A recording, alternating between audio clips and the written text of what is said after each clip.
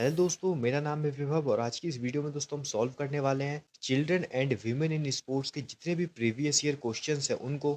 तो दोस्तों जो children and women in sports है ये दोस्तों आपका यूनिट नंबर 2 है। तो दोस्तों इस यूनिट के जितने भी प्रीवियस ईयर क्वेश्चंस हैं जो कि पास्ट 5 ईयर्स में आए हुए हैं उनको दोस्तों आज हम सॉल्व करने वाले हैं। तो विदाउट वेस्टिंग एनी टाइम हम स्टार्ट करते हैं इस वीडियो को। तो चलिए दोस्तों हम स्टार्ट करते हैं मल्टीपल चॉइस क्वेश्चन से। इसमें सबसे पहला क्वेश्चन है, genu valgum is also known as a flat foot, B knock knee, C bow leg, D round shoulders. तो दोस्तों ये चीज़ तो हमें पता है कि जेनु वेलगम जो है वो नॉक नी का दूसरा नाम है। तो इसलिए दोस्तों जो ऑप्शन नंबर बी है वो इसका करेक्ट आंसर हो जाएगा। नेक्स्ट क्वेश्चन दोस्तों हमारा, pes planus is also known as. Pes planus जो है दोस्तों वो किसका दूसरा नाम है? ए स्कॉलोसिस का, बी नॉकनीज का, सी लॉर्डोसिस का, डी फ्लैट फुट का। तो दोस्तों पीस प्लेनस जो है वो फ्लैट फुट का दूसरा नाम है। तो इसलिए दोस्तों जो ऑप्शन नंबर डी है वो इसका करेक्ट आंसर हो जाएगा। नेक्स्ट क्वेश्चन दोस्तों हमारा, following are the causes of bow legs except. मतलब दोस्तों हमें कुछ कुछ कॉजेज दिए हैं बो लेग्स के, उन कॉजेज में से कौन सा कॉज बो लेग्स का नहीं है? A lack of vitamin D, B rickets, C obesity, D proper nutrition. इसका करेक्ट आंसर को दोस्तों option number D proper nutrition, ये दोस्तों बो लेग्स का कारण नहीं है। नेक्स्ट क्वेश्चन है दोस्तों हमारा, match the following deformities with their corrective measure.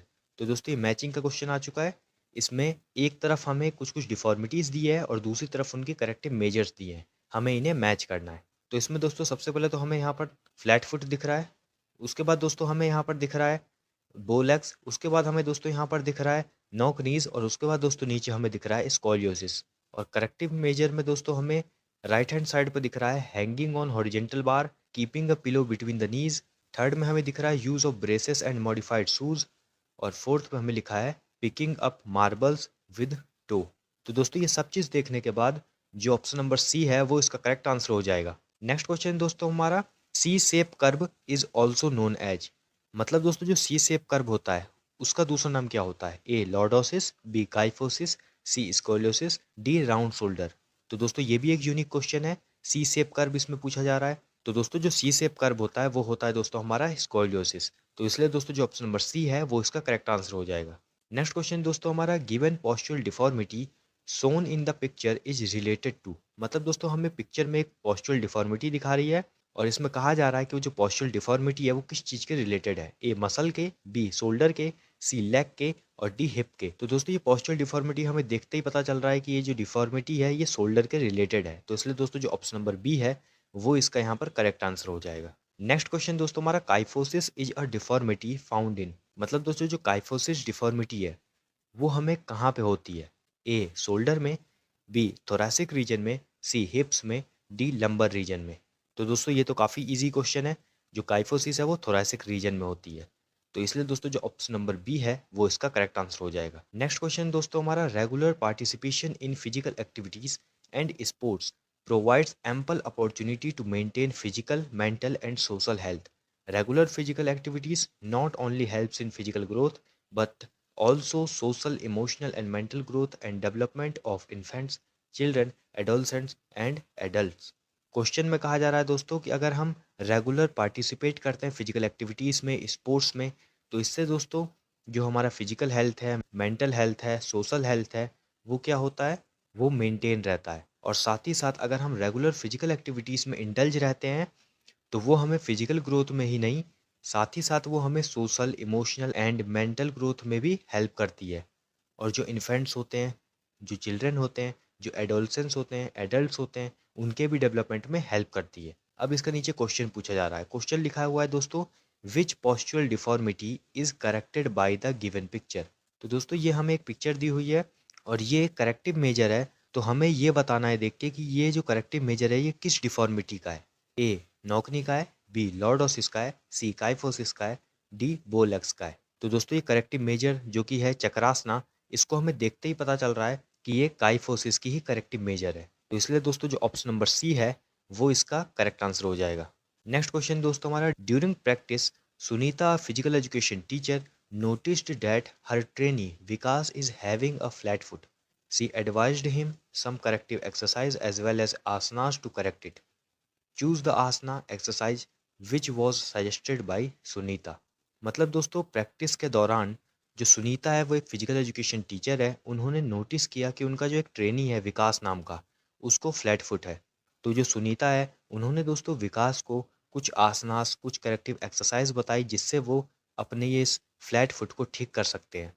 तो हमें ये बताना है कि कौन-कौन से आसनास और एक्सरसाइज जो हैं जो कि सुनीता ने विकास को सजेस्ट किए हैं। A horse riding, B Pawan Muktasana, C skipping rope, D hanging on horizontal bar.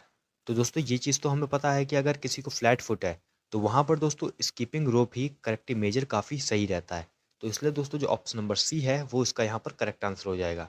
Next question दोस्तों, Raman is a student of class 12 and is suffering from obesity. During a recent medical checkup at school, he was advised to practice yogasana and participate in sports activities for curing it. तो दोस्तों इस question में कहा जा रहा है कि जो रमन है वो एक स्टूडेंट है क्लास 12 का और वो ओबेसिटी से सफ़र कर रहा है, मतलब वो मोटापे से जूझ रहा है। तो दोस्तों अभी रिसेंटली उसका एक मेडिकल चेकअप हुआ था स्कूल में, जहाँ पर उसे एडवाइस किया गया कि उन्हें योगा को परफॉर्म करना चाहिए रेगुलरली और उन्हें दोस्तों स्पोर्ट्स एक्टिविटीज़ में भी पार्टिसिपेट करना चाहिए। अब हम नीचे क्वेश्चन को पढ़ लेते हैं। Based on this case answer the following questions. इस केस पे बेस्ड हमें कुछ क्वेश्चन दिए रहेंगे, उसका हमें आंसर करना है। सबसे पहला क्वेश्चन है दोस्तों हमारा, the yoga instructor at the school has asked Raman to perform. तो जो योगा इंस्ट्रक्टर थे दोस्तों स्कूल में, उन्होंने रमन को कौन सा आसना परफॉर्म करने के लिए कहा उनकी ओबेसिटी की प्रॉब्लम को ठीक करने के लिए। A Bhujangasana, B Pawan Muktasana, C Vajrasana, D Chakrasana. तो इसका करेक्ट आंसर दोस्तों option number C Vajrasana. Next question दोस्तों हमारा, the BMI index for an obese person is. मतलब दोस्तों जो ओबेस पर्सन होता है उसका बीएमआई इंडेक्स कितना होता है, तो वो होता है दोस्तों ग्रेटर देन 30। तो इसलिए दोस्तों जो ऑप्शन नंबर सी है वो इसका यहाँ पर करेक्ट आंसर हो जाएगा। इसमें नेक्स्ट क्वेश्चन है दोस्तों हमारा, due to the obesity Raman is also suffering from knock knees for which he is advise to. मतलब दोस्तों ओबेसिटी के साथ साथ दोस्तों जो रमन है वो नॉक नीज से भी सफ़र कर रहा है। तो उसके लिए जो उसके योगा टीचर थे उन्होंने उसे क्या एडवाइस दी। A walk on inner edge of foot, B walk on outer edge of foot, C walk on heels, D walk on toes. तो इसका करेक्ट आंसर को दोस्तों option number B walk on outer edge of foot. Next question दोस्तों हमारा, which one of the following is not the corrective measure for round shoulders. मतलब दोस्तों इनमें से कौन सा राउंड शोल्डर का करेक्टिव मेजर नहीं है। A hanging on horizontal bars, B Chakrasana, C Vajrasana, D Dhanurasana. तो इसका करेक्ट आंसर दोस्तों option number C Vajrasana. Next question दोस्तों हमारा, identify the following postural deformities and write their names. हमें दोस्तों 4 पोस्चरल डिफॉर्मिटीज दिए हैं, हमें उनका नाम लिखना है। तो इसमें दोस्तों जो सबसे पहला पोस्चरल डिफॉर्मिटी है वो है दोस्तों हमारा काइफोसिस, सेकंड है दोस्तों हमारा लॉर्डोसिस, थर्ड है दोस्तों हमारा नॉक नीज और फोर्थ है दोस्तों हमारा बोलेक्स। नेक्स्ट क्वेश्चन दोस्तों हमारा, what is the name of the postural deformity caused due to increase in the curve at the lumbar region. तो इसका करेक्ट आंसर होगा दोस्तों option number D lordosis. Next question दोस्तों हमारा, which postural deformity has convexities right और left. A flat foot, B knock knees, C kyphosis, D scoliosis. तो दोस्तों इसका करेक्ट आंसर दोस्तों option number D scoliosis. Next question दोस्तों हमारा, विच of the following is not a spinal curvature deformity. इनमें से कौन सा है स्पाइनल कर्वीचर डिफॉर्मिटी नहीं है। A kyphosis, B scoliosis, C lordosis, D flat foot. तो दोस्तों काइफोसिस भी जो है वो स्पाइनल कर्वीचर डिफॉर्मिटी है, स्कोलियोसिस भी है, लॉर्डोसिस भी है, लेकिन जो फ्लैट फुट है वो स्पाइनल कर्वीचर डिफॉर्मिटी नहीं है। इसलिए दोस्तों जो ऑप्शन नंबर डी है वो इसका करेक्ट आंसर हो जाएगा। नेक्स्ट क्वेश्चन दोस्तों हमारा, which postural deformity is related to postural curve of the spine. मतलब दोस्तों हमारे स्पाइन में एक कर्व हल्का सा निकल जाता है, तो उस पोस्चरल डिफॉर्मिटी को क्या कहते हैं। ए स्कोलियोसिस कहते हैं, बी काइफोसिस कहते हैं, सी लॉर्डोसिस कहते हैं या फिर डी नॉगनीज कहते हैं। तो उसको दोस्तों हम कहते हैं काइफोसिस। इसलिए दोस्तों जो ऑप्शन नंबर बी है वो यहाँ पर करेक्ट आंसर हो जाएगा। नेक्स्ट क्वेश्चन दोस्तों हमारा, which exercise should be done to cure this deformity. तो दोस्तों सबसे पहले तो हम यहाँ पे पिक्चर में डिफॉर्मिटी देख लेते हैं।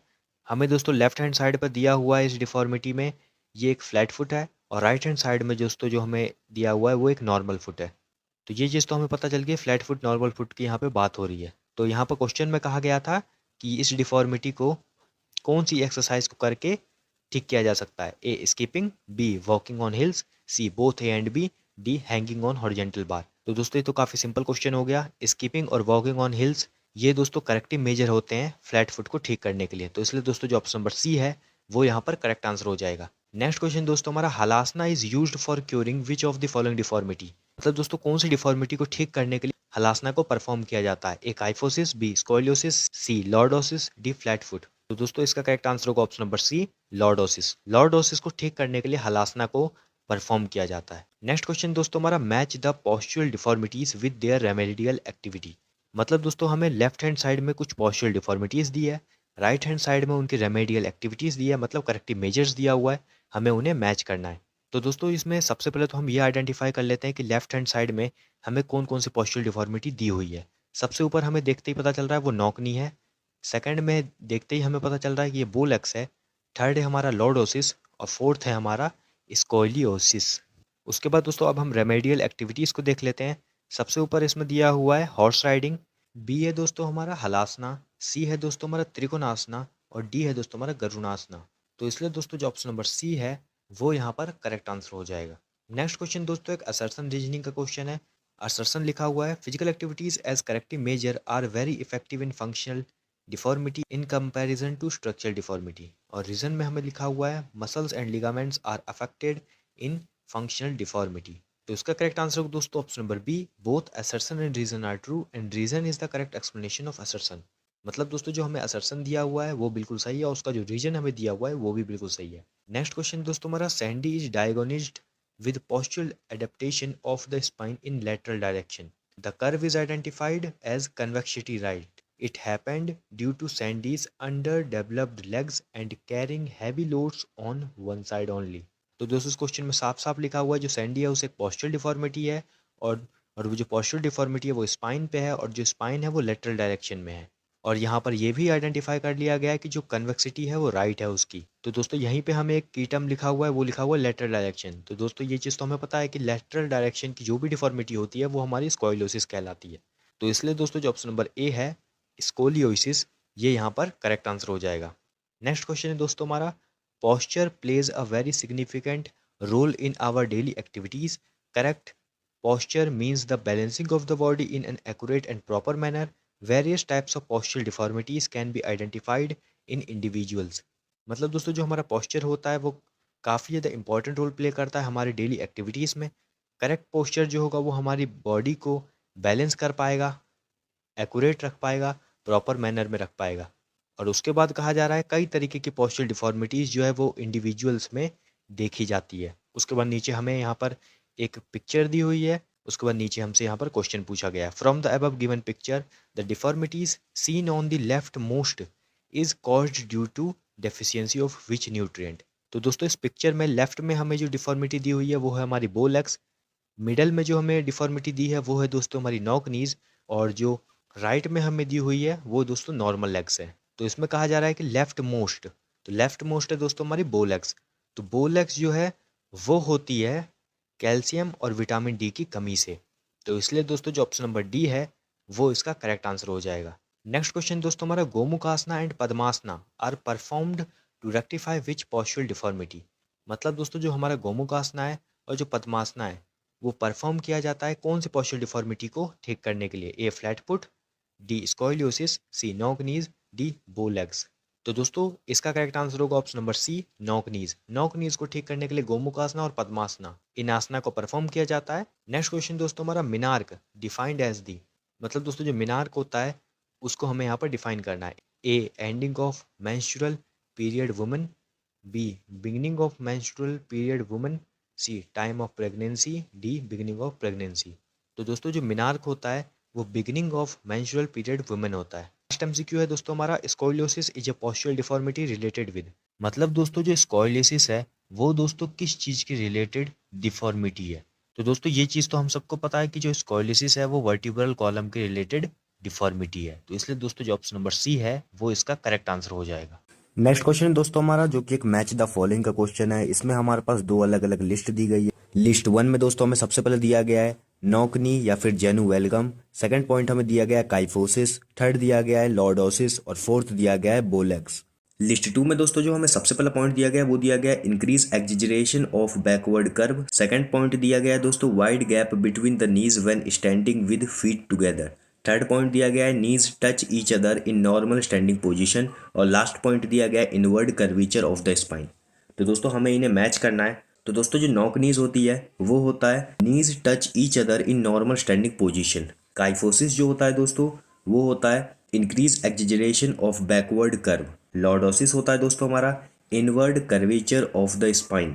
और बोलेक्स दोस्तों हमारा होता है wide gap between the knees when standing with feet together. तो इसलिए दोस्तों जो हमारा ऑप्शन नंबर ए है वो यहाँ पे करेक्ट आंसर हो जाएगा।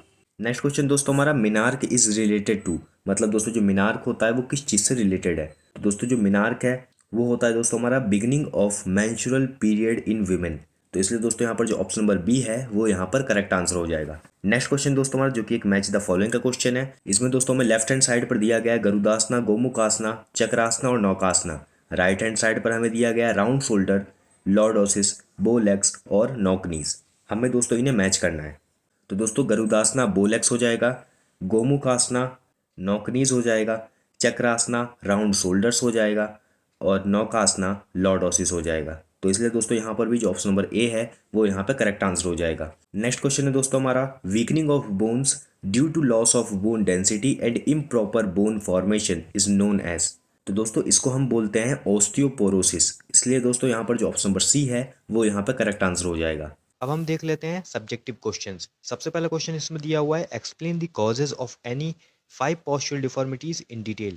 कोई भी 5 postural डिफॉर्मिटीज को आप लिख लीजिए, उनके क्या क्या कॉजेज हैं उनको हमें यहाँ पर मेंशन करना है। नेक्स्ट क्वेश्चन है what is the main cause of scoliosis. Scoliosis का क्या मेन कॉज है, 1 मार्क्स का क्वेश्चन है। नेक्स्ट क्वेश्चन है what is amenorrhoea in female athlete tried. तो हमने पढ़ा है कि एमिनोरिया क्या है, तो एमिनोरिया क्या होता है उसको आप यहाँ पर डिफाइन कर दीजिएगा। 1 मार्क्स का क्वेश्चन है। नेक्स्ट क्वेश्चन है write briefly about menstrual dysfunction and their effect on sports participation of female athletes. तो मेंस्ट्रुअल डिसफंक्शन क्या होता है उसको आप लिख लीजिएगा, उनका फीमेल एथलीट्स के स्पोर्ट्स पार्टिसिपेशन पे क्या इफेक्ट पड़ता है उसको आप लिख लीजिएगा। 3 मार्क्स का क्वेश्चन है। फिर उसके बाद नेक्स्ट क्वेश्चन है what is menstrual dysfunction. Menstrual dysfunction क्या होता है यहाँ पर एक्सप्लेन करना है, 1 मार्क्स का क्वेश्चन है। नेक्स्ट क्वेश्चन है explain in detail on female athletes tried. Female athletes tried क्या होता है, पूरा जितनी भी चीज़ें इसमें है फीमेल एथलीट्स ट्राइड के रिलेटेड सब हमको यहाँ पे लिखना पड़ेगा। 5 मार्क्स का क्वेश्चन है। नेक्स्ट क्वेश्चन है what type of deformity is kyphosis.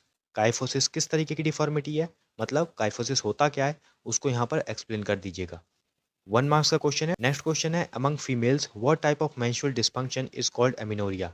कुल मिलाकर ये कहा जा रहा है कि एमिनोरिया होता क्या है उसे हमें यहाँ पर एक्सप्लेन करना है। 1 मार्क्स का क्वेश्चन है। नेक्स्ट क्वेश्चन है what do you mean by bulimia, मतलब बुलीमिया नर्वोसा क्या होता है हमें यहाँ पर एक्सप्लेन करना है। 1 मार्क्स का क्वेश्चन है। नेक्स्ट क्वेश्चन है what are the causes of osteoporosis, मतलब दोस्तों जो ऑस्टियोपोरोसिस है उसके क्या क्या कॉजेज हैं हमें यहाँ पर लिखना पड़ेगा। 3 मार्क्स का क्वेश्चन है। इसी के और में एक और क्वेश्चन है वो लिखा हुआ है write briefly about the prevention and management of anorexia. तो दोस्तों जो हमने पढ़ा था एनीरोक्सिया नर्वोसा उसका क्या प्रिवेंशन है, क्या मैनेजमेंट है, एनीरोक्सिया नर्वोसा होता क्या है वो आप यहाँ पर लिख लीजिएगा। 3 मार्क्स का क्वेश्चन है। नेक्स्ट क्वेश्चन दोस्तों हमारा explain flat foot and knock knees and also suggest corrective measures for both postural deformities. Flat foot क्या होता है, नॉक नीज क्या होता है, उनके क्या क्या करेक्टिव मेजर्स हैं उसे दोस्तों आपको लिखना है। 5 मार्क्स का क्वेश्चन है। नेक्स्ट क्वेश्चन दोस्तों हमारा explain the physical activities that can be undertaken to correct flat foot deformity. Flat foot deformity को ठीक करने के लिए क्या क्या फिजिकल एक्टिविटीज़ को हमें करना चाहिए, मतलब कुल मिला के करेक्टिव मेजर्स आसनास उनको हमें यहाँ पर लिखना पड़ेगा। ये सारी चीज़ें फिजिकल एक्टिविटीज़ में ही आती है। 3 मार्क्स का क्वेश्चन है। अब हम लास्ट क्वेश्चन देख लेते हैं, वो है दोस्तों हमारे define spinal curvature deformities and list their causes and precautions. मतलब दोस्तों स्पाइनल कर्वेचर डिफॉर्मिटी जितनी भी है उसे हमें लिखना है, उनके क्या कॉजेज हैं, प्रिकॉशंस हैं, उन्हें हमें यहाँ पर लिखना पड़ेगा। 5 मार्क्स का क्वेश्चन है। नेक्स्ट क्वेश्चन दोस्तों हमारा what is the meaning of female athletes tried, explain any two in brief. तो इसमें दोस्तों सबसे पहले पूछा गया है कि फीमेल एथलीट ट्राइड होता क्या है, इसे हमें एक्सप्लेन करना है। उसके साथ साथ दोस्तों जो हमने फीमेल एथलीट ट्राइड में 3 पॉइंट पढ़े थे ना, osteoporosis, amenorrhoea and eating disorders, उन तीनों में से किसी भी 2 को यहाँ पर हमें ब्रीफ में एक्सप्लेन करना है। 3 मार्क्स का क्वेश्चन है। लास्ट क्वेश्चन है दोस्तों हमारा what do you understand by round shoulders deformity, suggest any 4 corrective measures for round shoulders. मतलब दोस्तों राउंड शोल्डर डिफॉर्मिटी होता क्या है उसे हमें यहाँ पर लिखना है, साथ ही साथ कोई भी 4 करेक्टिव मेजर्स लिखने हैं जिसके थ्रू हम राउंड शोल्डर्स को ठीक कर सकते हैं। 3 मार्क्स का क्वेश्चन है। आई होप दोस्तों ये जो वीडियो है ये आपके लिए हेल्पफुल रही होगी। अगर दोस्तों ये वीडियो आपको अच्छी लगी है तो इस वीडियो को लाइक कीजिए, इस वीडियो को शेयर कीजिए अपने दोस्तों के साथ। और दोस्तों अगर आप ऐसी ही वीडियोस को देखते रहना चाहते हैं तो इस चैनल को सब्सक्राइब कीजिए। तब तक के लिए दोस्तों all the best, stay tuned with us.